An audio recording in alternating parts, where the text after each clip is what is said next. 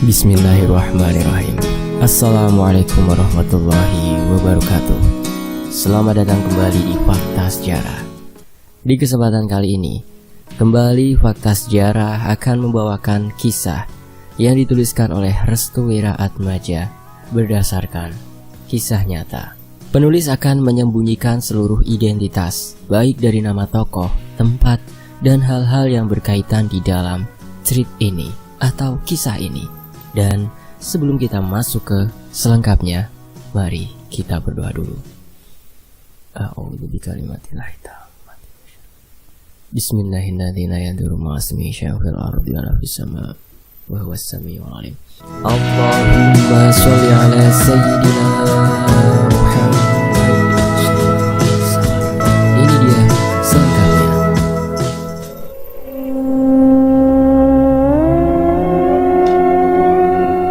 Kejadian ini bermula ketika seorang pasangan suami istri baru saja menikah dan memiliki sebuah kedai seperti kafe gitu yang tidak terlalu besar, namun penampilannya cocok dengan tongkrongan anak muda zaman sekarang. Kedai itu dibangun pada tahun 2012-an dengan gaya dan arsitektur yang memikat para pembeli. Terlebih lagi, tempat itu biasa dipenuhi dengan muda-mudi yang butuh akan tongkrongan.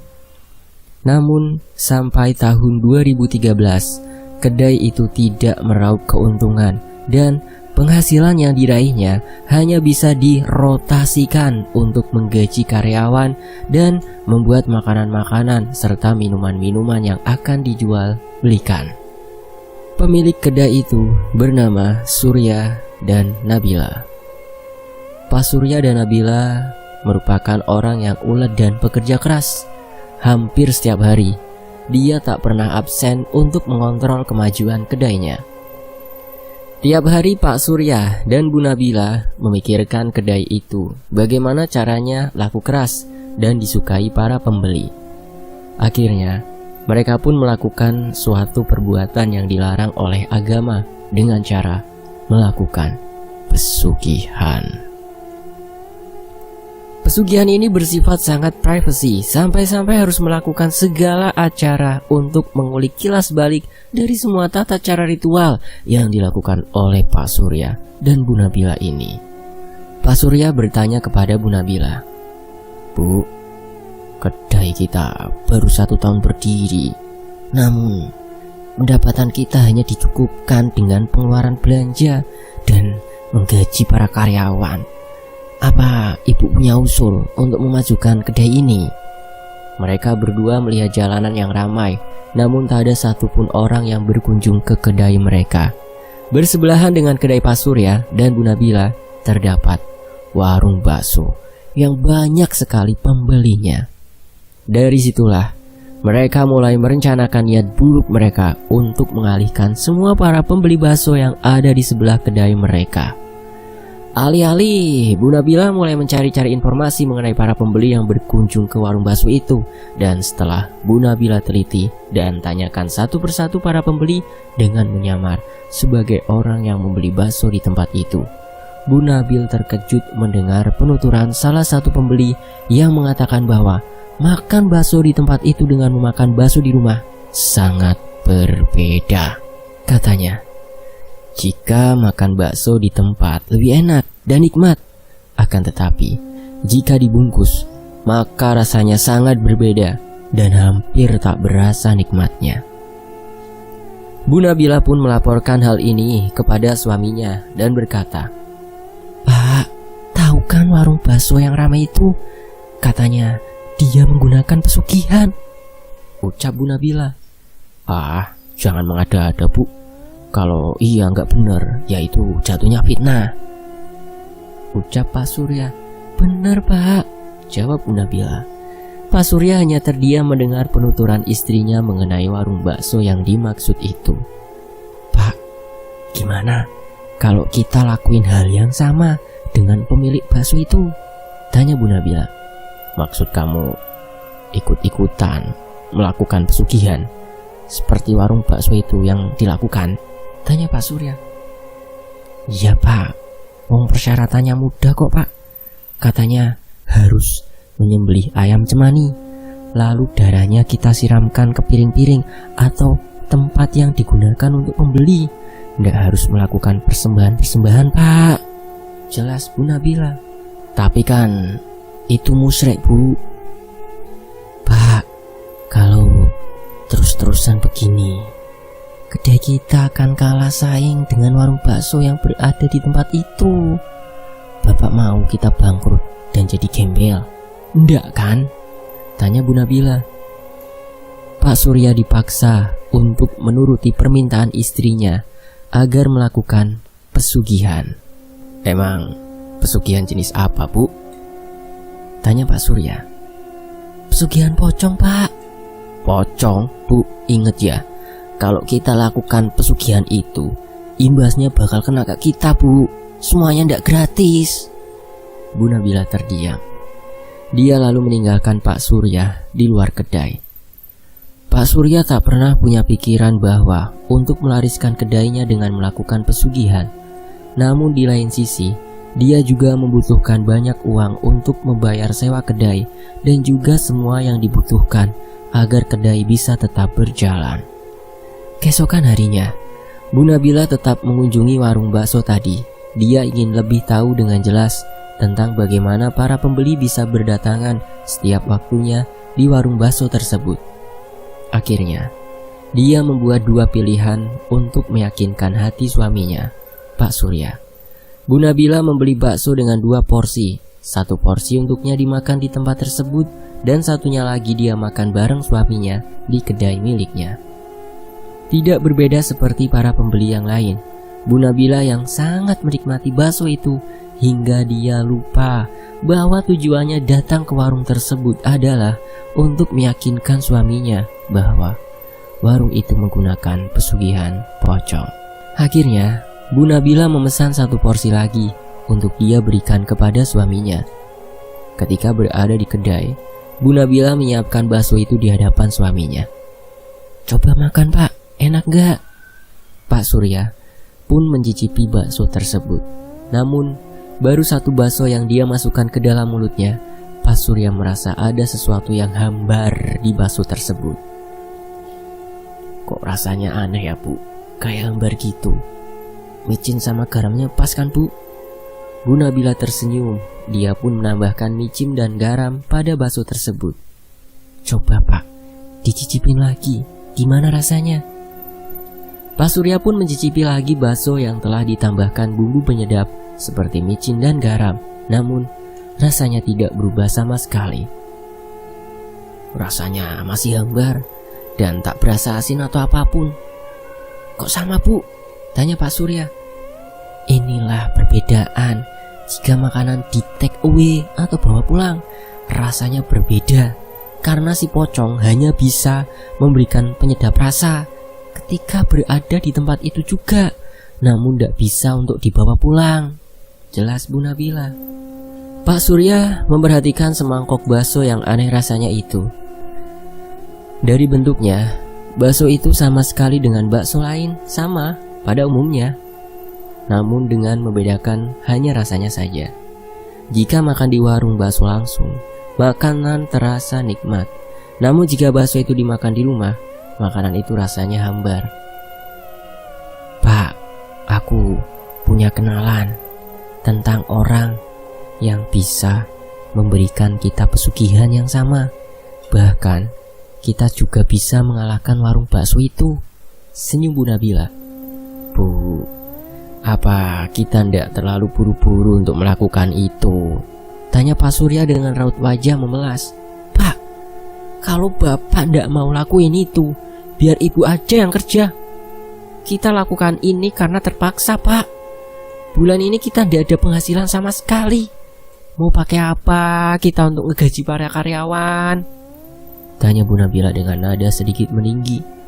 Pak Surya hanya terdiam sambil menatap semangkok bakso yang hambar rasanya itu.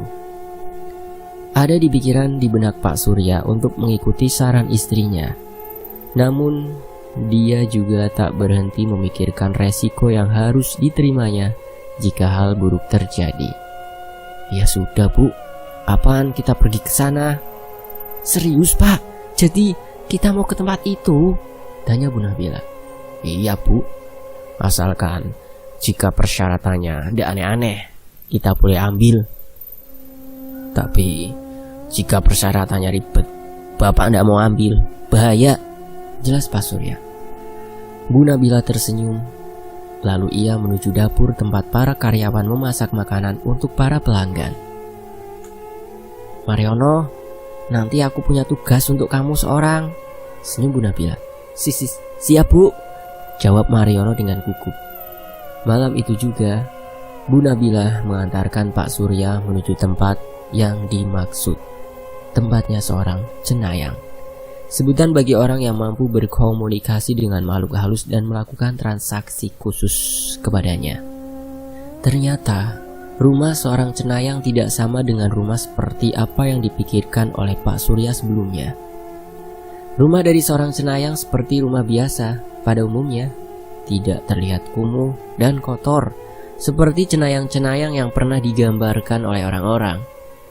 Bu Nabila dan Pak Surya memasuki rumah itu. Mereka bertemu dengan seorang lelaki tua bernama Warso.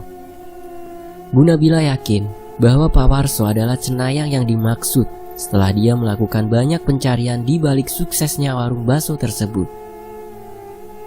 Apa kebutuhan kalian? Tanya Pak Warso. Pak Surya menatap wajah istrinya, Bu Nabila, yang tampak percaya diri dengan pilihannya. Kami ingin menjadi kaya raya, Mbah, ucap Bu Nabila. Pak Warso tertawa sekencang-kencangnya. Dia menatap wajah Pak Surya dan Bu Nabila secara perlahan, seperti orang yang akan melumat makanan yang disukainya.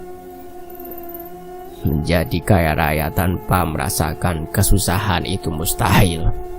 Namun itu bisa terjadi jika kamu ingin menukar semuanya. Kehidupan memang tak pernah berjalan sesuai arahan dan keinginan manusia sendiri. Namun, alur yang dibuat oleh manusia ditentukan oleh dirinya sendiri. Antara manusia dengan alam memiliki ikatan yang sangat kuat. Namun, kadang mereka tidak pernah menyadari arti dari kehidupan sebenarnya yang hanya bisa dijalankan sekali, ucap Mbah Warso. Mbah Warso mengambil sebuah ikatan tali pocong yang telah diambilnya beberapa hari lalu. Ikatlah tali ini di suatu tempat yang tersembunyi. Lalu, sirami semua mangkuk, piring, gelas, dan hal yang berkaitan dengan kedai milikmu. Pak Surya tersentak mendengar ucapan Mbah Warso. Sejak kapan dia mengetahui tentang kedainya? Jangan kaget. Warung di sebelah tempatmu itu melakukan hal yang sama. Jadi, isu mengenai pesugihan pocong itu benar adanya? Benar adanya, senyum Mbah Warso. Bu Nabila mengambil ikatan tali pocong yang diberikan Mbah Warso kepadanya. Bu Nabila pun menyerahkan segepok amplop yang terisi penuh dengan uang. Bayaran pertama adalah bersifat materi atau yang tampak. Namun bisa jadi bayaran kedua adalah nyawa mereka berdua. Mariono adalah karyawan yang taat akan aturan yang diberikan pemilik kedai atau Bu Nabila dan Pak Surya. Namun, dalam ketaatan Mariono, dia juga memiliki hak kemanusiaan yang tinggi. Kedai milik Pak Surya dan Bu Nabila pukul 15. Posisi itu dianggap sangat dominan dengan keadaan para customer yang mungkin mengambil jam waktu makan. Karena itu, Pak Surya dan Bu Nabila menyuruh kepada Mariono dan karyawan lainnya untuk mempersiapkan sebelum jam 15 tiba. Hari-hari yang dijalankan oleh Mariono menjadi berbeda ketika tuntutan barunya baru saja diterimanya. Di ruang khusus tempat Pak Surya dan Bu Nabila, Mariono dipanggil untuk hal yang serius. Mariono, kamu adalah karyawan yang sangat berkompeten dan memiliki komitmen tinggi untuk memajukan kedai ini. Karena itu, aku meminta bantuanmu. Ini mungkin agak sulit, tapi percayalah, kamu harus menerimanya, ucap Bu Nabila. Bu Nabila membuka plastik hitam berisi ikatan tali pocong beserta dengan lemah layat yang nantinya akan ditaburi di suatu tempat khusus. "Apa itu, Bu?" tanya Mariono. "Ini adalah tugasmu. Kita akan melakukan pesugihan pocong," jelas Bu Nabila. Mariono terkejut mendengar hal itu. Hatinya menolak keras terhadap tawaran yang diberikan oleh Bu Nabila. "Bu, itu kan dosa, Bu," tanya Mariono. "Mariono, kamu ingin karirmu melesat tinggi dengan gaji yang bisa mencukupi semua kebutuhanmu," goda Bu Nabila. Mariono hanya terdiam. Pilihan itu sangat berat untuk Mariono jalankan. "Persyaratannya sangat mudah, Mar. Kamu hanya menyirami seluruh perabotan dapur dengan darah ayam cemani, lalu dibersihkan kembali dengan sabun atau apapun agar bau darahnya menghilang," ucap Bu Nabila. Pak Surya sedari tadi hanya diam. Dia tidak mau ikut berargumen mengenai tugas baru Mariono yang sangat berat itu. Namun, di lain sisi, Pak Surya juga tidak bisa menolak bahwa keinginan istrinya adalah pilihan yang sangat tepat untuk memajukan kedainya. "Bagaimana? Apa ini sangat berat bagimu?" tanya Bu Nabila. "Tidak, Bu. Saya akan jalankan semuanya. Apapun perintah Ibu dan Bapak, aku akan jalankan. Asalkan tidak menyangkut keluarga saya dan nyawa saya sendiri," jelas Mariono. "Baiklah, besok sebelum kedai ini dibuka, kamu boleh melakukan tugasmu. Nanti gajimu akan kunaikkan 2 kali lipat. Jika hasilnya sudah kelihatan, maka akan kunaikkan hingga 5 kali lipat," jelas Bu Nabila. Mariono hanya terdiam. Dia tidak mau berkomentar lagi mengenai pendapatannya. Bu Nabila pun mempersilahkan Mariono keluar dari ruangannya. Dengan selesainya diskusi mengenai tugas baru Mariono, Bu Nabila pun memasang ikatan tali pocong di ruangannya. Lalu, dia juga menaburi lemah layat itu di sekitarannya. Pak Surya ingin sekali mengingatkan istrinya, namun dia kalah dengan ketakutannya yang sedang dihadapinya. "Pak, besok kita akan mulai. Karena itu, cari ayam cemani hitam, lalu serahkan semua darahnya kepada Mariono besok. Semoga dengan tirakat ini, semua akan berjalan lancar." Tidak ada tirakat yang tidak ditebus dengan resiko yang besar. Iblis memang licik. Dia memperdaya manusia dengan kemewahan semata. Namun setelah usai, banyak sekali sesuatu yang tidak terduga untuk dijadikan pertanggungjawabannya nanti. Keesokan harinya, tepat sebelum kedai dibuka, Pak Surya mendatangi kedai.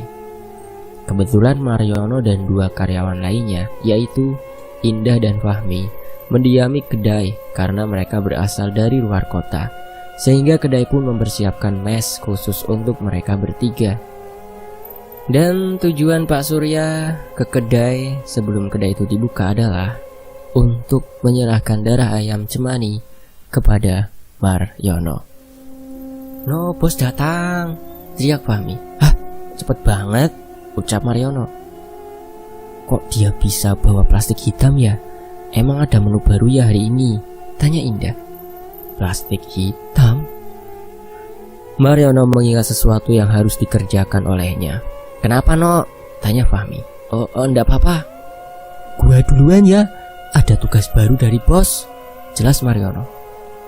Mariono meninggalkan Fahmi dan Indah yang masih berada di kamar. Mereka berdua tidak tahu menahu mengenai tugas baru Mariono itu. "No, kata ibu, kamu lakukan sekarang. Suruh Indah sama Fahmi untuk beresin bagian depan. Kedai dibuka cepat, karena kita mau lihat dulu keampuhan dari pesugihan ini," jelas Pak Surya. Baik, Pak." Pak Surya pun meninggalkan Mariono sambil menyerahkan bungkusan plastik hitam. Bungkusan plastik hitam itu berisi darah ayam cemani yang sudah terbungkus rapi. Mariono pun menaruh bungkusan itu di meja. Lalu dia menuju kamar untuk memberitahu Indah dan Fahmi untuk membereskan depan kedai. "Dah, Fahmi, kedai mau dibuka cepat. Jadi kata bos, kalian berdua beresin depan," jelas Mariono. "Hah? Mau dibuka cepet? Emang ada acara apa sih? Nggak kayak biasanya," ucap Indah.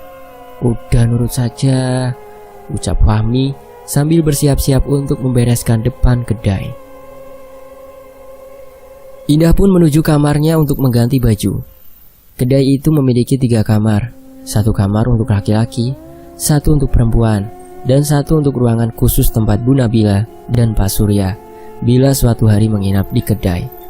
"Nok, kenapa ya kedai mau dibuka cepat?" tanya Fahmi. Mariono hanya menggeleng-gelengkan kepalanya. "Kalau kata gua sih, kayaknya bos ada strategi baru buat ngeramein kedai. Sepertinya bos udah sadar kalau kedai ini kalah saing dengan warung bakso sebelah," jelas Fahmi. Mariono hanya terdiam tanpa sadar bahwa apa yang dikatakan oleh Fahmi ada betulnya.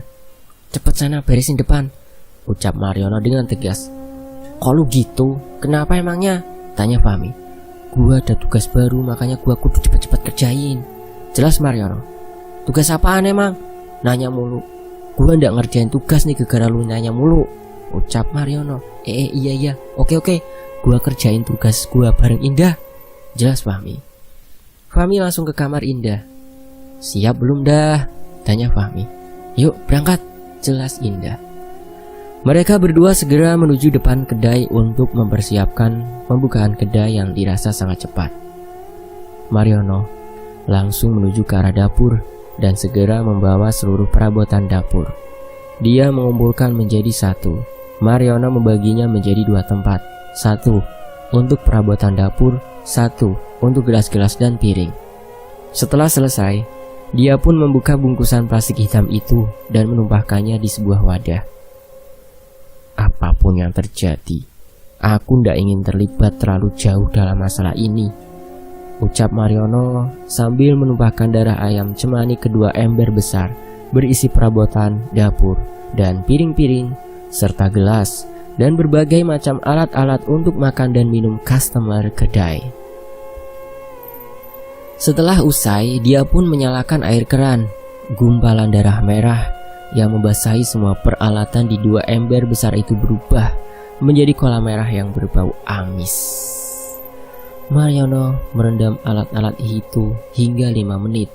Lalu dia menumpahkan semua airnya dan menyiapkan 2 ember besar lagi berisi penuh air sabun. Mariono segera memasukkannya semua alat-alat dapur itu ke dalam ember yang penuh dengan air sabun. Mariono berharap tindakannya ini berlalu cepat agar Fahmi dan Indah tidak tahu menahu mengenai apa yang sedang dilakukannya. Tahap terakhir, Mariono tinggal membilas dan memastikan bau darah itu menghilang. Setelah selesai, Mariono pun membersihkan semuanya dengan menggunakan kain lap. Tepat ketika Mariono sedang membereskan semuanya, Fahmi dan Indah tiba. "Lah, ini kan tugas gua sama Indah. Kenapa lu ngerjain ini semua, Nok?" tanya Fahmi. "Gua disuruh bos untuk bersihin semuanya karena kemarin ada customer komplain masalah kebersihan piring." "Hah? Emang iya? Kali kita bersihnya kurang bersih. Pasti ini ulah Fahmi yang kurang bersih," ucap Indah. "Apaan sih, Indah? Gua yakin cucian gua bersih kok.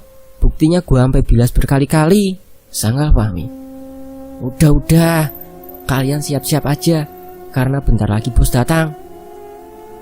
Wajar saja jika Fahmi dan Indah menanyakan hal itu, karena ini adalah tindakan yang tidak biasa yang dilakukan oleh Mariono selama dia bekerja. Tugas Mariono adalah sebagai kasir kedai. Seharusnya dia memanajemen keuangan serta menyusun rancangan anggaran belanja atau RAB. Namun semuanya dapat ditepis oleh Mariono dengan dalih tugas barunya dari Pak Surya dan Bu Nabila. Sebentar lagi kedai akan buka. Mereka bertiga bersiap-siap untuk menyambut customer seperti biasanya. Fahmi dan Indah sudah mengeluh terlebih dahulu sebelum kedai akan dibuka. "Palingan juga 5 orang yang datang. Aku sih tidak percaya hari ini bakal rame banget," ucap Indah. "Mending 5 Dah, Biasanya kita ngelamun sambil ngeliatin para pembeli bakso di warung sebelah kita, ucap Fahmi. Sebelum kedai dibuka, Bu Nabila dan Pak Surya datang. Wajah mereka berdua tampak semangat seperti tidak biasanya. Kalian siap kan? Ada kejutan untuk hari ini dan seterusnya. Kalian harus kerja keras, paham? Senyum Bu Nabila. Siap bos, jawab Fahmi dan Indah. Bu Nabila dan Pak Surya masuk ke dalam kedai, sedangkan Fahmi dan Indah menunggu di luaran untuk menyambut customer. Mariono sedang sibuk mengambil database keuangan kasir. Dia juga tidak mau ketinggalan untuk menyiapkan semuanya. Bu Nabila dan Pak Surya menghampiri Mariono yang sedang terduduk di tempat kasir. "Nok, udah kamu kerjakan?" tanya Bu Nabila. "Sudah Bu, sudah semua," jawab Mariono. "Indah dan Fahmi tidak tahu kan?" tanya Bu Nabila. "Tidak Bu, mereka nggak tahu kok." "Bagus, jangan sampai masalah ini bocor. Aku akan memulai tirakatnya. Kamu siap-siap menyambut para customer," ucap Bu Nabila. Pak Surya dan Bu Nabila memasuki ruangan khususnya. Mariono tidak tahu menahu apa yang akan dilakukan oleh keduanya. "Sebentar lagi kita akan kaya raya, Pak," senyum Bu Nabila sambil memeluk suaminya, Pak Surya. Pak Surya hanya terdiam dan membalas pelukan hangat itu. "Bapak marah?" tanya Bu Nabila. "Apakah yakin ritual pesugihan ini tidak memakan korban, Bu?" "Pak, lihat saja di warung itu. Apakah ada korbannya? Semuanya tampak baik-baik saja kok. Bahkan pegawainya nambah banyak, bener kan?" tanya Bu Nabila. "Iya sih Bu, tapi aku takut kalau kita yang akan jadi korbannya," ucap Pak Surya. "Hush, tidak akan ada korban kok," senyumnya. Bu Nabila mencoba untuk menenangkan kegelisahan yang sedang dihadapi suaminya, Pak Surya. Dia mencoba untuk menghibur dan mengatakan baik-baik saja. Padahal resiko yang akan dialaminya belum tentu sesuai dengan apa yang dipikirkannya. "Ayo Pak, mulai. Jangan ragu. Semua akan baik-baik saja kok," senyum Bu Nabila. Bu Nabila mulai membuka tirakat pemanggilan pocong tersebut. Nantinya, pocong itu akan meludahi tiap barang-barang yang sudah tersentuh dengan darah ayam cemani. Memang, hakikatnya darah itu telah hilang secara fisik. Namun secara metafisik, darah itu masih menempel di setiap wadah yang telah disirami dengan darah ayam cemani. Bu Nabila memulai tirakatnya. Dia membaca bacaan khusus yang diperoleh dari Mbah Warso, seorang cenayang yang bisa dikatakan memberikan jasa pesugihan kepadanya. Wewangian menyan memenuhi ruangan dan membuat Pak Surya sedikit batuk-batuk karena tersendak. "Bu, apa ritualnya masih lama?" Bu Nabila masih fokus duduk bersila dengan kedua tangannya berada di atas lututnya. Dia membaca sesuatu yang tidak dimengerti oleh Pak Surya. Pak Surya mencoba mendekati Bu Nabila, namun ketika dia ingin menyentuh pundak Bu Nabila, Pak Surya merasakan bebauan menyan itu telah berganti menjadi bau pandan. "Kok baunya berubah ya?" tanya Pak Surya. Bu Nabila menengok ke belakang. "Udah Pak, tirakatnya sudah selesai," ucap Bu Nabila sambil tersenyum, sambil menatap ke arah pojokan ruangan itu. "Ada apa Bu?" tanya Pak Surya. Bu Nabila berhasil mengundang pocong tersebut. Dia berada di pojokan ruangan, hanya terdiam, lalu menghilang lagi. Bu Nabila bangkit dari duduknya. "Ayo Pak, customer udah nunggu di depan, kita harus menyambutnya," ucap Bu Nabila. "Hah?" tanya Pak Surya. Tiba-tiba Mariono mengetuk pintu ruangan sambil berkata, "Pak, Bu, di depan banyak customer, kita kewalahan," ucap Mariono. Bu Nabila tersenyum mendengar hal itu. "Kok bisa?" tanya Pak Surya. "Ayo Pak, kita bantu-bantu. Besok kita buka lowongan kerja. Barangkali kita butuh chef banyak untuk masak," senyum Bu Nabila. Bukan hal yang mudah bagi Pak Surya untuk mempercayakan apa yang baru saja terjadi. Ini seperti mimpi baginya. Setelah sekian lama kedai miliknya tidak pernah ramai. "Pak, lihatlah, customer kita berdatangan dengan sendirinya," ucap Bu Nabila dengan penuh semangat. Pak Surya hanya memandangi para customer yang berasal dari berbagai kalangan. Ada yang pelajar, pekerja, mahasiswa, dan mahasiswi. Bahkan beberapa darinya adalah pekerja negeri sipil yang memang kedatangannya membuat hati Pak Surya terpukau. "Bu, ayo, bantu yang lainnya." Pak Surya dan Bu Nabila melayani customer yang terus berdatangan. Entah sudah berapa ratus customer yang mendatangi hingga kedai yang hanya memuat kurang dari ratusan harus tumpah ke jalanan. Belum tahu pasti apa penyebab customer tersebut berdatangan. Namun yang pasti ini adalah berkat syirik pesugihan pocong yang dilakukan keduanya untuk menarik para customer dan mencicipi makanan dan minuman yang tersedia di kedai tersebut. Yang membuat Pak Surya terkejut lagi adalah kedai ini buka dengan cepat dan tutup dengan cepat.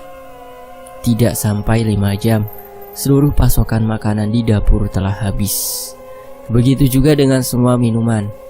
Hari-hari yang ditunggu benar-benar dirasakan oleh Pak Surya.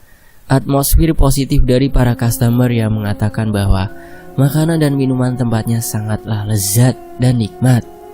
Belum lagi terhadap para karyawannya yang sangat ramah dan sabar dalam menyambut para tamu. "Pak, lihatlah pemasukan kita hari ini," ucap Bu Nabila sambil menghitung data pemasukannya di hari pertama menggunakan pesugihan pocong. Bu Nabila benar-benar menikmati keputusan yang diambilnya. "Benar kan, Pak? Ini sangat mujarab," jelas Bu Nabila. Pak Surya hanya tersenyum lebar, sedangkan Fahmi dan Indah sangat kelelahan. "Bu, tolong tambah pegawai lagi, Bu. Kalau besok masih sama seperti hari ini, bisa-bisa kita mati, Bu," ucap Fahmi sambil mengeluh. "Bener, Bu. Tadi customernya banyak banget. Kok tumben ya?" tanya Indah sambil meluruskan kedua kakinya. "Ya, namanya ada strategi baru ya.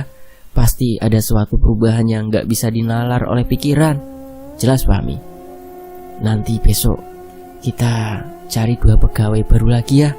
Siapa tahu besok juga ramai pengunjung. Jadi kita sudah siap dalam melayani customer," ucap Bu Nabila.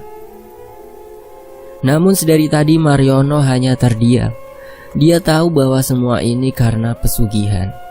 Dia telah melakukan kesalahan besar karena telah bersekutu dengan setan untuk menuju kaya raya.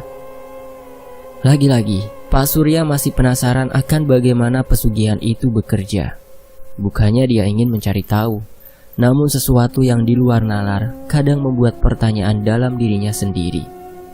Nanti, kalau besok ada pegawai baru, jangan lupa untuk dikasih tahu cara-caranya. Karena untuk sekarang dan seterusnya, kedai kita akan selalu ramai, ucap Bu Nabila. "Loh, ibu kok bisa tahu itu dari mana?" tanya Indah. Bu Nabila menghampiri Indah.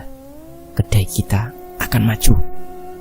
Bu Nabila pun menuju ke ruangan khususnya, diikuti oleh Pak Surya. Sepertinya mereka berdua akan bersiap-siap untuk pulang ke rumah. Fahmi dan Indah hanya geleng-geleng kepala. Baru kali ini Bu Nabila tampak optimis dan percaya diri. "Apa benar kedai kita akan maju, Nok?" tanya Fahmi. "Entahlah, Mi. Yang penting sekarang aku mau istirahat. Aku mau tidur," ucap Mariono meninggalkan Indah dan Fahmi. "Kok ada yang aneh ya?" tanya Indah. "Maksud kamu apa, Dah?" Semenjak tugas baru yang diemban oleh Mariono, dia tampak menjaga perkataannya dan hanya bicara jika seperlunya saja.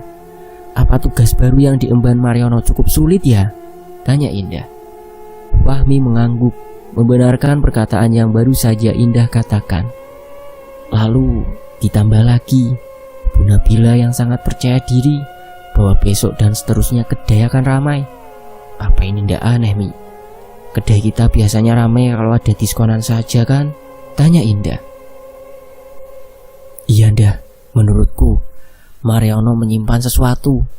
Dia mungkin telah menyembunyikan di balik ini semua. Biarkan waktu yang akan menjawab. Tapi kita berdua jangan sampai terlena dengan itu, karena kita hanya pegawai biasa, ucap Fahmi. Iya benar juga sih. Ya udah, ayo kita tutup kedainya. Indah dan Fahmi menuju depan kedai untuk menutup kedai. Lain hal dengan Mariono. Dia langsung menuju kamar dan merebahkan diri di kasur. Mariono masih berkeluh kesah dengan tindakannya. Apakah ini jalan yang benar karena dia telah terlibat dari pesugihan? Mariono pun tertidur dengan tujuan benar-benar ingin melupakan hari yang buruk baginya. Bahkan, naluri hatinya pun sangat tidak sejalan dengan tugas barunya. Memang sulit untuk mendamaikan hati yang memiliki kepekaan dalam situasi yang tidak memungkinkan itu. Sementara itu, di ruang khusus Bu Nabila dan Pak Surya. Bu, sampai kapan kita menjalankan pesugihan ini, Bu? Lah, kok sampai kapan, Pak? Sudah tentu kita akan menjalaninya secara terus-menerus. Lalu bagaimana dengan nasib pegawai kita? Apakah tidak apa-apa? Pertanyaan Pak Surya membuat Bu Nabila terdiam. Dia juga tidak terpikirkan bagaimana nasib pegawainya ke depannya. Aku harap Mariono mau membungkam semuanya, karena dia tahu persis pesugihan ini berlangsung, ucap Bu Nabila. Pak Surya mengangguk paham. Kita pulang sekarang, Pak. Besok jangan lupa untuk menyembelih ayam cemani hitam dan menyuruh Mariono untuk melakukan hal yang sama, ucap Bu Nabila. Baik, Bu. Bu Nabila pun mengambil tas miliknya dan memasukkan kresek hitam berisi uang yang banyak. Keuntungan hari ini bisa dibilang keuntungan yang sangat banyak. Mungkin 5 kali lipat dari target. Hampir semua bahan-bahan pokok dapur habis. Karena itu, mulai besok Bu Nabila akan menyetok banyak makanan untuk keperluan dapur dan permintaan dari customer. Malam pun tiba. Mariono terkejut ketika dia mendapati Fahmi telah berada di sampingnya. Lah, gua ketiduran lama ya? Tanya Mariono. Fahmi tampak kelelahan karena dia mengerjakan semuanya bersama dengan Indah. Mariono pun segera bangkit dan hendak menuju ke kamar mandi. Namun, ketika dia baru saja melangkahkan kaki keluar dari kamarnya, dia terkejut ketika mendapati sesuatu yang belum pernah ia lihat sebelumnya. Tubuh Mariono bergetar, kedua tangannya tak bisa bergerak. Bibir Mariono ingin mengucapkan sesuatu, namun kerongkongannya seperti tersendak sesuatu. Sosok itu sedang menjilati seluruh peralatan dapur. Tampak samar-samar, namun terlihat dengan jelas warna kainnya. Pocong? Mariono menjatuhkan peralatan mandi dan membuat si pocong itu tersadarkan akan kehadiran Mariono. Mariono melangkah mundur, namun langkah kakinya agak berat, seperti ada yang menahannya untuk bergerak mundur. Dalam hati, Mariono memberontak kepada tubuhnya agar segera digerakkan. Namun antara ketakutan dan pikirannya tidak sinkron menjadi satu. Pocong itu menyeringai dengan wajah yang menyeramkan. Di mulutnya penuh dengan darah, persis dengan darah ayam cemani hitam yang Mariono tumpahkan ke seluruh alat-alat dapur. Dengan cepat, pocong itu mendekat dan kini ia berada di hadapan depan Mariono. Getih, darah, ucap sosok itu dengan bau busuk yang tercium dengan jelas, sehingga membuat mual perut Mariono. Mariono tidak bisa berkata-kata ketika sosok pocong itu sudah berada di hadapannya. Karena tidak bisa menahan rasa takutnya, Mariono pun pingsan di tempat. Sosok pocong yang disebut-sebut sebagai wadah pesugihan itu berani menampakkan diri di hadapan Mariono. Karena Mariono lah orang yang memberikan darah dalam ritual pesugihan tersebut. Kali ini, dia terlibat sangat jauh dalam pesugihan pocong yang dilakukan oleh bosnya, yaitu Pak Surya dan Bu Nabila. Keesokan paginya, Fahmi keluar dari kamarnya. Dia melihat-lihat sekeliling dapur yang tampak berantakan. Mariono rajin banget ya, pagi-pagi udah ndak ada. Terus kenapa dapur berantakan banget? Ucap Fahmi. Fahmi pun melangkah dan hendak menuju kamar mandi. Namun dia menginjak sesuatu, dan yang diinjaknya dah.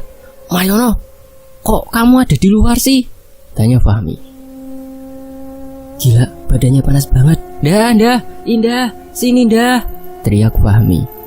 Indah yang mendengar teriakan kencang Fahmi langsung terbangun dan keluar kamar sambil mengucak-ngucak kedua matanya. "Ada apa sih pagi-pagi udah ribut? Ada apa emangnya?" tanya Indah. Dah, Mariono tidur di luar, terus badannya panas banget," ucap Fahmi. "Hah, kok bisa sih, Mi?" Indah pun langsung berlari ke arah Fahmi yang masih memegangi tangan kanan Mariono yang terkapar itu. "Bawa ke kamar dulu, gua mau bikin kompresan," ucap Indah. "Oh, oke." Indah pun menuju dapur untuk memasak air. Namun betapa terkejutnya karena seluruh alat-alat dapur berantakan. Bahkan beberapa gelas dan piring pecah. "Kok bisa berantakan gini dah? Emang tadi malam ada maling apa?" "Nok, lu kenapa?" ucap Fahmi sambil memijati kedua tangan Mariono. Mariono belum sadarkan diri. Pikirannya masih berada di alam mimpi ketika dia berada dalam sebuah tempat yang tidak bisa dikenalinya. Mariono melangkah maju ke sebuah jalan yang tampak gelap, namun terdapat satu benda yang bentuknya bisa dikenalinya. Lalu, dia melihat seseorang sedang menggali kuburan untuk mengambil sesuatu yang ada dalam kuburan itu. Kamu mau ngapain?" teriak Mariono sambil berlari menuju arah kuburan itu. Betapa terkejutnya Mariono ketika dia mendapati tali pocong yang dimiliki oleh mayit yang baru saja dikubur itu dilepas dengan begitu saja oleh orang yang tidak bertanggung jawab. "Apa yang kau lakukan?" tanya Mariono. Orang itu tidak menjawab. Sepertinya Mariono sedang berada di kilas balik perbuatan jahat seseorang yang berada di balik layar pesugihan pocong ini berlangsung. Orang yang menggali kuburan itu beranjak bangkit ke atas. Lalu dia mengucurkan sebuah cairan kental merah dari wadah plastik berwarna hitam. Cairan yang mirip dengan apa yang diberikan oleh Pak Surya kepadanya, yaitu getih ayam cemani ireng. Mario pun berteriak dan terbangun dari mimpinya. Lu kenapa, No?" tanya Fahmi. Mariono langsung memeluk Fahmi. "Gua takut, Mi, gua takut," ucap Mariono. "Lo takut kenapa, No?" tanya Fahmi. Indah datang tepat di kamar sambil membawa kompresan. "Emang tadi malam ada maling ya? Kok semua alat-alat dapur, bahkan piring dan gelas ada di bawah semua?" ucap Indah. "Hah? Kok bisa? Emang ada maling tadi malam, No?" tanya Fahmi. "Itu bukan maling tapi..." ucap Mariono terpotong. Indah dan Fahmi mengamati dengan seksama apa yang akan dikatakan oleh Mariono kepada keduanya. "Itu ulah pocong pesugihan." Dek.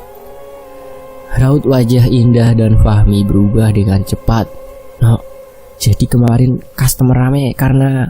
tanya Indah. "Benar, karena pesugihan pocong dah." Indah tak percaya mendengar hal ini. Dia langsung bangkit dan berlari menuju kamar. "Mau kemana lu, Dah?" tanya Fahmi. "Gua mau balik kampung. Gua gak mau terlibat dalam masalah ini. Gua mau balik. Gua takut," tangis Indah pecah. "Tapi gimana caranya?" tanya Fahmi. "Gua gak peduli. Gua gak mau jadi korban pesugihan itu. Lo tahu kan, pesugihan itu gak gratis. Kalau bukan keluarga bos yang kena, siapa lagi kalau bukan ke kita, para pegawainya, yang terkena imbasnya?" Jelas Indah. Fahmi menatap wajah Mariono. "No, apa benar yang dikatakan Indah?" Mariono mengangguk sebagai tanda membenarkan apa yang dikatakan oleh Indah. "Lu kenapa, No? Lu kenapa gak bilang ke kita dari kemarin-kemarin?" "Apa yang harus gua kasih tahu ke kalian semua? Lo tahu kan, kita ndak ada pilihan hidup selain di sini," tanya Mariono. "Enggak, No. Pikiran lo terlalu sempit. Dunia ini luas, No. Jangan mempersempit pikiran lo untuk tidak bisa hidup di esok hari mendatang," jelas Fahmi. "Tapi kita nggak bakal dikaitkan dalam masalah ini. Bos janji bakal hadapi semuanya dengan kedua tangannya," teriak Mariono. Apa yang lo tahu tentang pesugihan ini, No? Ini pesugihan, bukan lotre yang menunggu keberuntungan. Lo sama aja udah ngebunuh kita semua secara perlahan, ucap Fahmi sambil meneteskan air mata. Mi, lo kenapa nangis? Tanya Mariono. No, baru kali ini gua dihianati sama orang deket. Rasanya sakit banget. Gua anggap lo sebagai saudara sendiri. Tapi kenapa kamu ndak mau berterus terang tentang pesugihan ini? Kenapa? Kamu mau kita semua jadi tumbal pocong itu? Tanya Fahmi. Mariono terdiam. Hatinya sudah lelah untuk mendengarkan apa yang dikatakan oleh Fahmi kepadanya. Aku kira kamu bisa jadi pemimpin yang baik. Tapi apa? Kamu tahu ndak resiko apa yang terkecil orang yang memakan makanan bekas pesugihan? Tanya Fahmi. Emang apaan, Mi? Mereka juga bisa mati, No. Mariono terkejut mendengar hal itu. Dia tak menyadari bahwa tindakannya sangat beresiko. Lalu Indah pun berkata, aku akan pulang sekarang. Aku ndak mau mati sebagai tumbal pesugihan pocong yang dibuat oleh bos. Mariono menatap Indah yang telah bersiap-siap untuk pergi dari kedai. Tunggu, aku tak mengizinkan kalian untuk pergi kemanapun, jelas Mariono.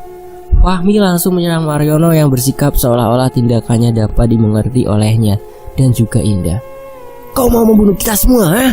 Ucap Fahmi sambil mencekek leher Mariono. Fahmi, kamu ngapain? Lepasin tangan kamu, ucap Indah. Kamu kabur duluan dah, biar aku yang beresin Mariono di sini, jelas Fahmi. Kalau kalian semua kabur, mungkinkah kalian semua akan selamat, ha? Tanya Mariono. Bangsat, ucap Fahmi sambil menekan leher Mariono dengan keras. Pilihannya ada dua. Kita semua yang akan mati karena kesalahan kita sendiri, atau kita bisa selamat dengan jalan yang tidak diduga-duga, ucap Mariono. Fahmi tetap mencekek leher Mariono sampai benar-benar Mariono tidak bisa berkata-kata. Fahmi, lepasin tangan kamu dari Mariono, ucap Indah. Apa maksudmu, ah? Ucap Fahmi dengan tegas. Benar kata Mariono, Mi. Kita keluar pun percuma, karena bos akan curiga. Kita cari jalan yang lain untuk bisa keluar, ucap Indah. Apa jalannya? Tanya Fahmi. Indah hanya terdiam. Fahmi pun melepaskan cekikan kuatnya terhadap Mariono. No, kamu tahu kan apa-apa saja ritual ini? Apa ada jalan keluar untuk membatalkan semuanya? Tanya Fahmi. Mariono masih memegangi lehernya. Dia pun menatap tajam Fahmi.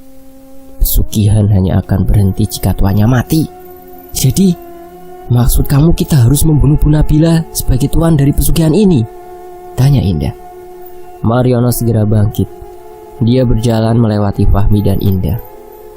Ruangan ini adalah kuncinya, ucap Mariono sambil menunjukkan jarinya ke arah ruangan khusus milik Bu Nabila dan Pak Surya.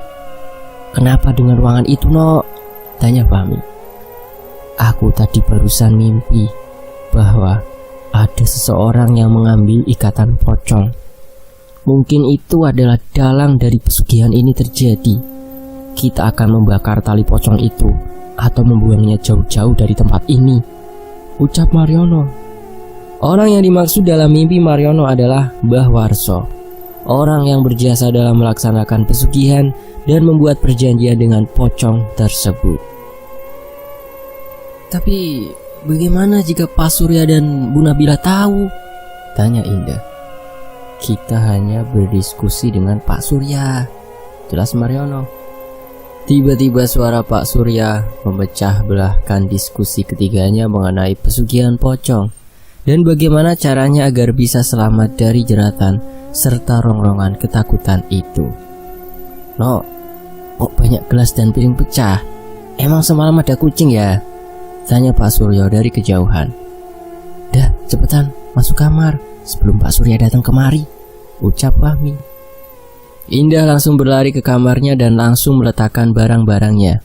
No, kamu udah bangun belum? Kok kedai berantakan banget ya? Tanya Pak Surya. Fahmi pun menyuruh Mariono untuk tertidur. Lo tidur aja, No. Gue yang bilang bahwa itu adalah ulah kucing. Jadi lu jangan bikin Pak Surya curiga terlebih dahulu, ucap Fahmi. Mariono mengangguk paham. Fahmi pun langsung menuju ke dapur untuk menemui Pak Surya. Sedangkan Indah, dia masih mengintip Pak Surya dari balik pintu. Ada bos, Mi? Tanya Indah. Kamu di kamar saja, jangan keluar-keluar. Biar aku yang ngurusin masalah ini, jelas Fahmi. Fahmi langsung menuju ke arah Pak Surya. Fahmi melihat Pak Surya sedang membereskan piring-piring dan gelas yang berserakan di lantai. Namun di tangan kanannya, Pak Surya sedang memegangi bungkusan plastik hitam. Mi, Mariono mana? Tanya Pak Surya. Mariono sakit, Pak, ucap Fahmi sambil menatap bungkusan hitam yang digenggam Pak Surya. Tubuhnya panas semua, Pak. Lah kok bisa? Katanya dia lihat pocong di dapur, Pak. Tembak Fahmi.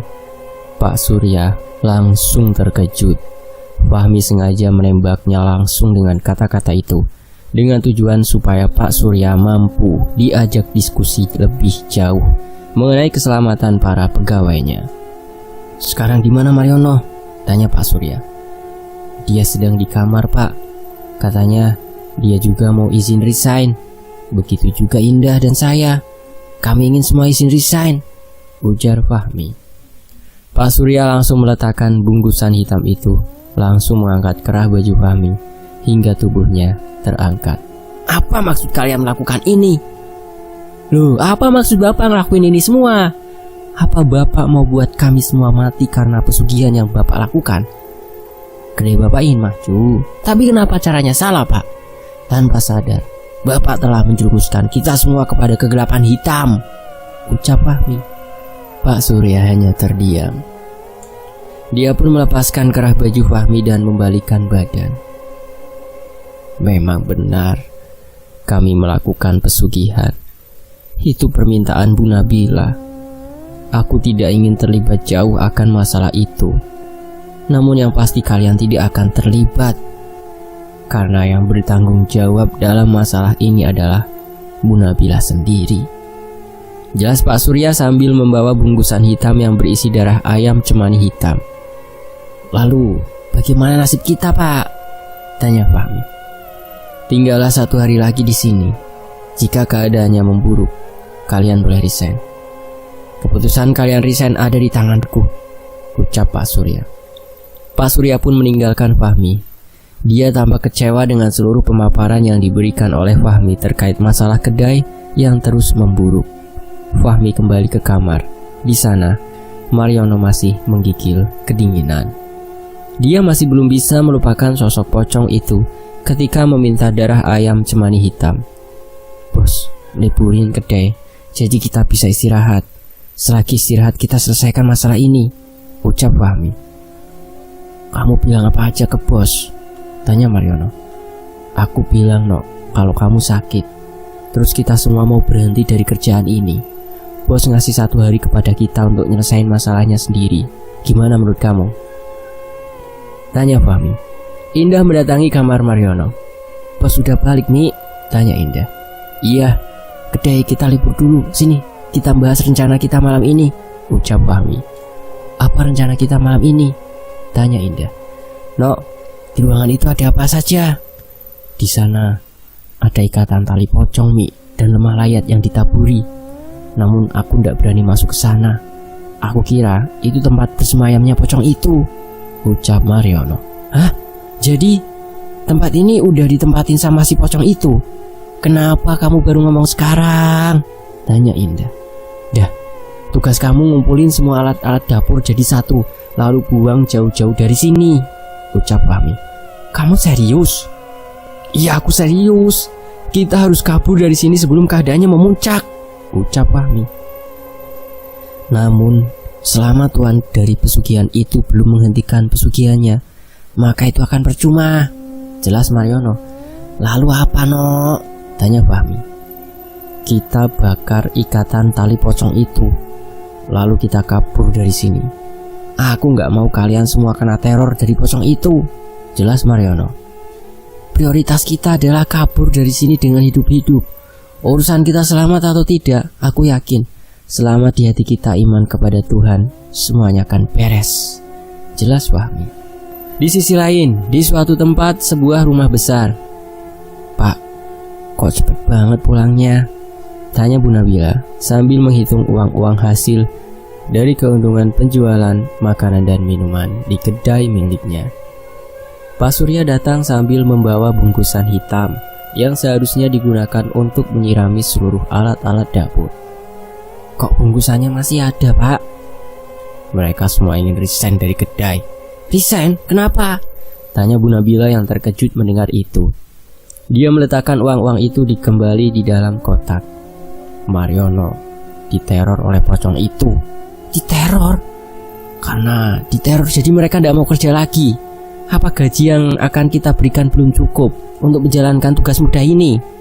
Tanya Bu Nabila. Fahmi dan Indah juga sudah tahu tentang pesugihan yang kita lakukan, ucap Pak Surya. Siapa yang memberitahu mereka kedua? Tanya Bu Nabila.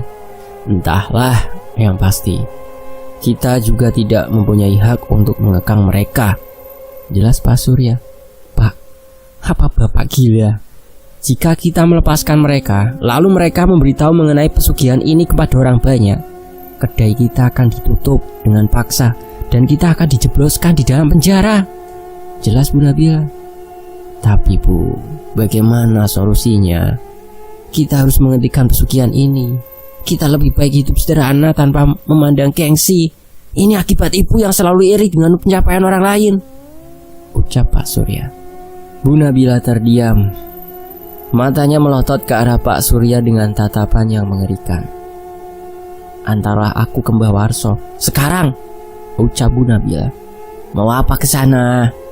Aku akan membunuh mereka semua, jelas Bu Nabila. Di sisi lain, di kedai Bu Nabila dan Pak Surya. No, kamu yakin ini kunci ruangannya? Tanya Fahmi. Aku yakin nih, biasanya juga Pak Surya dan Bu Nabila pakai kunci itu. Cepat buka, aku udah merinding nih, ucap Mariono. Indah tidak berani masuk karena dia memiliki fobia terhadap kegelapan. Jadi dia menunggu di depan pintu ruangan itu. Dah, kamu jaga ya. Kalau ada bos, kamu ketuk pintu aja ya, tanya Fahmi. Jangan lama-lama, aku takut. Oke, bentar ya. Fahmi dan Mariono memasuki ruangan itu. Dia mencari ikatan pocong dan juga lemah layar. Ini gak ada lampunya apa? Tanya Fahmi. Tempat ini didesain khusus dengan tidak dialiri listrik. Entah apa tujuannya. Pakai korek saja ya, tanya Mariono dengan menawarkan korek gas untuk membantu pencahayaan mereka.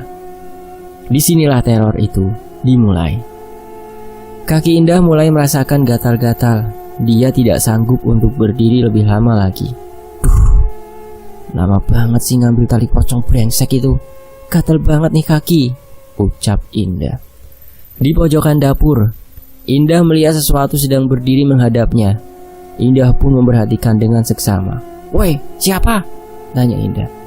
Sosok itu bergerak namun sepertinya hanya melompat-lompat kecil saja. Hah? Indah memperhatikan gerakan yang bisa dikenalinya itu. Gerakan yang sama seperti yang dilihat oleh Mariono. Indah mencoba untuk menggedor-gedor pintu, namun nafasnya seperti sesak dan dia tidak bisa mengucapkan sepatah kata pun. Dok dok dok dok dok dok dok. Bentar dah, di sini gelap banget. Dok dok dok dok dok dok dok dok dok. Mariono dan Fahmi membalikkan tubuhnya ke arah pintu. Aku punya firasat nggak enak nih, ucap Mariono. Sama. Cepat cari tali pocongnya, teriak Mariono. Fahmi pun terus melangkah hingga dia menemukan sebuah tiang yang telah diikatkan oleh tali berwarna putih. No, kamu aja yang ambil, ucap Fahmi. Kenapa harus aku? Lah kamu kan yang terlibat, kamu harus tanggung jawab, ucap Fahmi. Dok dok dok dok dok dok dok dok. Ketukan itu masih berbunyi hingga ditutup dengan teriakan Indah. Ah! Indah teriak. Fahmi! No, cepet ambil, cepetan, teriak Fahmi. Mariono pun langsung melepaskan ikatan tali pocong itu. Dia langsung menarik paksa hingga tali itu terlepas. Cepetan keluar, ucap Fahmi. Namun ketika mereka berdua ingin membuka pintu, ada ucapan yang terdengar. Getih, getih, darah, darah. Mariono dan Fahmi melangkah mundur. "No, kamu denger nggak?" Mariono mengangguk membenarkan perkataan Fahmi. "Kayaknya dia udah pergi." Mariono dan Fahmi langsung membuka pintu ruangan itu. Dia terkejut ketika Indah yang berada di depan pintu sudah tidak ada. "Dah, Indah, kamu di mana?" teriak Fahmi. "Mi, coba cari di kamar. Aku cari di depan," ucap Mariono. Fahmi langsung berlari ke kamar sambil memanggil-manggil nama Indah. Namun Indah tidak berada di kamar. "No, Indah nggak ada," ucap Fahmi. Mariono kemudian menuju dapur. Dia melihat seisi dapur berantakan semua. Mariono mengantongi tali pocong itu di kantongnya. Ini pasti perbuatan Bu Nabila. Beberapa saat sebelum kejadian Indah menghilang terjadi. "Bu, apa yang Ibu pikirkan?" tanya Pak Surya sambil menyetir mobil miliknya menuju rumah Mbah Warso. "Diam Pak, Bapak tidak perlu tahu," teriak Bu Nabila. Mereka berdua tiba di kediaman rumah Mbah Warso. Di sana Mbah Warso sudah tahu maksud kedatangan Bu Nabila dan Pak Surya. "Apa perlu aku membunuh seluruh karyawanmu?" tanya Mbah Warso sambil tersenyum. Pak Suryo terkejut mendengar hal itu. Dia tidak tega jika Mariono, Indah, dan juga Fahmi dijadikan tumbal dari pesugihan pocong yang dilakukan oleh istrinya. Salah satu dari ketiganya sudah tertangkap. Yang dua sedang kebingungan. Bagaimana tindakan selanjutnya? Tanya Mbah Warso. Bu Nabila memberikan segepok uang untuk Mbah Warso sebagai tanda jasa ucapan terima kasihnya karena telah banyak membantu seluruh permasalahan Bu Nabila. Bu Nabila masuk mobil lagi. Dia tampak puas karena kedatangannya sudah diketahui terlebih dahulu oleh Mbah Warso. Namun Pak Suryo masih terdiam. Dia tak ingin kejadian yang menakutkan itu benar-benar terjadi. "Aku tahu kau ingin menyelamatkan mereka. Aku tak punya hak untuk mencampuri urusan kalian. Namun jika kau ingin menyelamatkan mereka, ada jiwa yang harus digadaikan," ucap Mbah Warso. "Apa maksudmu? Ini semua hanya kesalahpahaman. Anak-anak itu tidak bersalah. Mereka hanya korban dari arogansi istriku yang menginginkan kekayaan," jelas Pak Suryo. "Datanglah ke pemakaman dekat dengan sungai di ujung desa ini. Anak perempuan itu berada di dalam kubur jasad yang dijadikan wadah untuk pesugihan," ucap Mbah Warso. Dia langsung menutup pintunya dan mempersilahkan Pak Surya untuk pergi. Pak Surya harus bergegas menyelamatkan anak perempuan yang dimaksud, yaitu Indah. Namun dia juga kebingungan dengan langkah selanjutnya. Jangan sampai tindakannya ini diketahui oleh istrinya, Bu Nabila. "Lama banget sih Pak, aku sudah ngantuk," jelas Bu Nabila. Pak Surya terdiam. Di depan istrinya dia hanyalah anjing penurut yang menuruti tuannya. Di mana tulang dilemparkan, disitulah dia akan berlari mengambilnya. Namun dalam masalah nyawa, dia tidak ingin macam-macam dalam hal ini. "Kita pulang sekarang Bu," ucap Pak Surya. Bu Nabila tampak tak bergairah untuk menjawab perkataan Pak Surya. Dia benar-benar sudah kecewa besar dengan apa yang dilakukan oleh suaminya karena terlalu memanjakan para pegawainya. Ada satu hal yang masih dipikirkan oleh Pak Surya. Ini tentang perkataan Mbah Warso. Jika dia ingin menyelamatkan para karyawannya, dia juga harus kehilangan jiwa. Jiwa siapa yang dimaksud? Pak Suryo terngiang-ngiang dengan perkataan itu. Dia tampak sangat membenci istrinya yang telah mengambil langkah yang salah dan mengikrarkan diri terhadap setan. Sesampainya di rumah, Bu Nabila langsung masuk ke dalam. Pak Surya berniat menyelamatkan para pegawainya. Namun hal lain yang dipikirkannya adalah bagaimana caranya agar bisa pergi tanpa dicurigai oleh istrinya. "Pak, ayo masuk," ucap Bu Nabila. "Sebentar, aku mau keluar sebentar mencari makanan. Ibu pasti lapar kan?" tanya Pak Suryo. Bu Nabila hanya terdiam. Dia tampak curiga dengan apa yang dikatakan oleh suaminya. Seperti bukan suaminya yang selama ini dikenal olehnya. "Jangan lama-lama," ucap Bu Nabila. Iya Bu." Akhirnya Pak Surya berhasil keluar dari cengkeraman Bu Nabila. Tempat pertama yang ingin dia tuju adalah kedai miliknya. Dia ingin menyelamatkan Mariono dan juga Fahmi dari pocong suruhan tersebut. Di kedai milik Bu Nabila dan Pak Surya. "Kita harus bagaimana, Nok?" tanya Fahmi. Mariono langsung mengambil pisau dan sejenis apapun untuk membunuh Bu Nabila. Karena jika dia berhasil membunuh Bu Nabila, maka Indah bisa selamat. "Kamu mau ngapain, Nok? Gimana nasib Indah?" tanya Fahmi. "Berisik, aku juga tahu. Aku lagi mikir gimana Indah untuk selamat." "Terus kamu bawa pisau dapur buat apaan?" "Aku pengen bunuh Bu Nabila."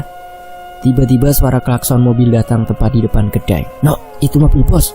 Bagus, ini kesempatan. Kamu ikut aku sekarang. Jangan beritahu kalau aku membawa pisau." Fahmi hanya mengangguk.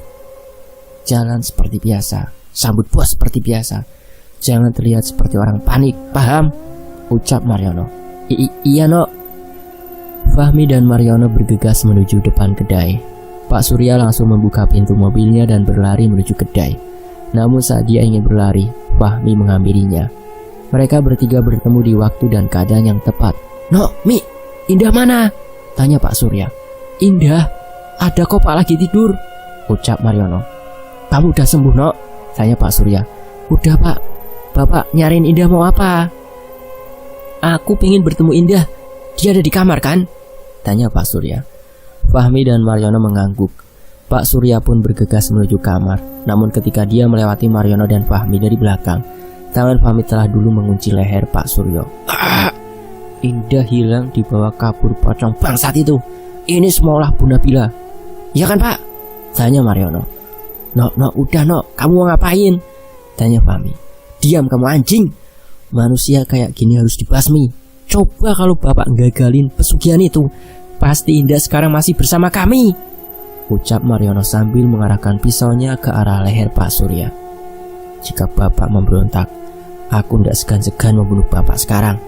Pak Surya pun meminta untuk melepaskan cekikan mematikan dari belakang tubuhnya. Lepasin dulu," ucap Pak Surya sambil mencoba melepaskan kuncian keras dari tangan Mariono. "Nggak bakal aku lepasin. Aku membunuh semua iblis yang berwujud manusia. Aku benci manusia seperti kalian yang dipikirkan hanyalah duit, harta, kekayaan, kehormatan, dan pujian. Kalian semua manusia bangsat," teriak Mariono. Aku tahu Indah di mana." Mariono pun terkejut mendengar jawaban dari Pak Surya yang patah-patah itu. "Di mana Indah?" Dia ada di pemakaman di salah satu desa tempat cenayang itu tinggal. Dia terkubur di dalam makam tempat wadah pocong itu," ucap Pak Surya. Jadi Indah masih hidup?" "Kemungkinan dia masih hidup." Fahmi dan Mariono menatap wajah Pak Surya dengan serius. Dia berpikir bahwa Pak Surya adalah orang yang menolak dalam hal pesugihan pocong ini. Mungkin kata-katanya bisa dijadikan penguat dari keberadaan Indah. "Tapi untuk menyelamatkan Indah, ada sesuatu yang tak bisa kita terima," ucap Pak Surya. "Apa itu, Pak?" "Jiwa diganti dengan jiwa. Jadi jika Indah dipastikan bisa diselamatkan, kemungkinan besar ada salah satu di antara kita yang harus mati karena menggantikan posisi Indah," ucap Pak Surya. Tubuh Fahmi bergetar hebat. Dia tak ingin pilihan itu jatuh kepadanya. "Apa tak ada cara lain, Pak?" tanya Mariono. "Tidak ada. Malam ini juga kita harus menolong Indah. Jika tidak, Indah bisa mati." "Baiklah, Pak. Kita berangkat sekarang," ucap Mariono. Pak Surya pun mempersilahkan Fahmi dan Mariono menaiki mobilnya. Tidak lama lagi, mereka akan menghadapi berbagai banyak macam pilihan yang harus dipilihnya. Terkadang pilihan itu membuatnya ragu dalam hal yang tak terduga. Namun, semuanya bisa teratasi jika keyakinan dalam diri lebih besar dari keraguan yang menghantui. Pak Suryo menyalakan mobil miliknya. Mereka berangkat menuju desa tempat cenayang itu berada. Pak Surya mencari pemakaman dekat sungai yang berada di ujung desa. Namun sedari tadi tidak ada pemakaman satupun. Yang terlihat hanyalah pepohonan yang menjulang tinggi serta banyak suara sautan hewan-hewan di sekitaran. Namun begitu dia berada di pohon yang sangat besar, terdapat gundukan tanah lengkap dengan nisan dari kayu bambu sebagai penanda berdirinya sebuah makam. "Pak, itu makamnya, Pak," tanya Fahmi. Pak Surya langsung menghentikan mobilnya dan segera mematikan mesin mobil. "Sekarang bagaimana, Pak? Apa yang kita lakukan?" tanya Mariono. "Kita cukup gali makam itu karena Indah berada di dalam makam itu," jelas Pak Surya. Fahmi tak berani menatap makam itu. Dia sangat takut dengan keberadaan makam yang aneh dan hanya berdiri tepat berada di ujung desa dan dengan jumlah yang ganjil, yaitu berdiri makam itu saja, tidak ada yang lain. "Mi, aku titipkan tali pocong ini kepadamu. Jika ada apa-apa, bakar saja tali pocongnya," ucap Mariono sambil menyerahkan tali pocong itu kepada Fahmi. Pak Surya hanya menatap tindakan Mariono dengan diam. Semua berjalan sesuai yang diperkirakan. "Cangkul ada di belakang," ucap Pak Surya. "Kau juga wajib ikut, karena jika tidak semua akan sulit terkendali," jelas Mariono. Pak Surya pun keluar dari mobil. Aroma bau pandan langsung tercium di sekitaran mereka. "Pocong itu telah menunggu kita," ucap Pak Surya. "Ya udah Pak, ayo kita gali," ucap Mariono. Mereka berdua pun segera mengambil cangkul dan menggali makam itu dengan sekuat tenaga. Keduanya tidak mau jika Indah gagal diselamatkan. Butuh hingga setengah jam agar mereka bisa menyelesaikan penggalian tersebut. Namun, bau pandan itu kian menyerbak. "Udah terus saja, jangan diladenin," ucap Pak Surya. Mariono pun membuka papan liang lahat yang menjadi pembatas antara lubang mayit dengan lemah layat tersebut. Mariono membuka satu persatu papan tersebut hingga dia mampu mengenali seseorang yang berada di dalam lubang itu. Fahmi melihat ada sesuatu yang berdiri di atas lubang pemakaman yang sudah digali oleh Pak Surya dan Mariono. Itu pocong," ucap Fahmi. Namun pocong itu hanya terdiam, lalu menghilang kembali seperti akan menuju ke suatu tempat. "Pak, ini Indah," teriak Mariono. "Cepat angkat," ucap Pak Surya. Mariono dan Pak Surya mengangkat tubuh Indah secara perlahan. Fahmi segera keluar dari mobil dan menuju ke tempat Mariono dan Pak Surya. Dia mengangkat tubuh Indah dengan sekuat tenaga. Setelah sudah berada di atas, Pak Surya dan Mariono langsung naik ke atas. "Mi, Indah masih hidup?" tanya Mariono. "Kita harus segera membawanya ke rumah sakit. Keadaannya sudah kritis. Detak jantung Indah melemah. Ayo sekarang kita bawa Indah ke rumah sakit." Mereka pun membawa Indah untuk menuju ke rumah sakit. Dalam perjalanan, Pak Surya mengingat perkataan Mbah Warso. "Jika kamu menyelamatkan wanita itu, kamu juga harus kehilangan jiwa yang lain." Pak Surya tak henti-hentinya untuk selalu berdoa agar dirinya bisa selamat. Tak lupa pula untuk seluruh karyawan serta istrinya. Untungnya, ketika mendatangi rumah sakit, Indah masih bisa diselamatkan. Pak Surya pun izin pamit untuk pergi ke rumah. Namun betapa terkejutnya ketika dia mendapati sosok pocong mirip dengan istrinya muncul di dekat mobil miliknya.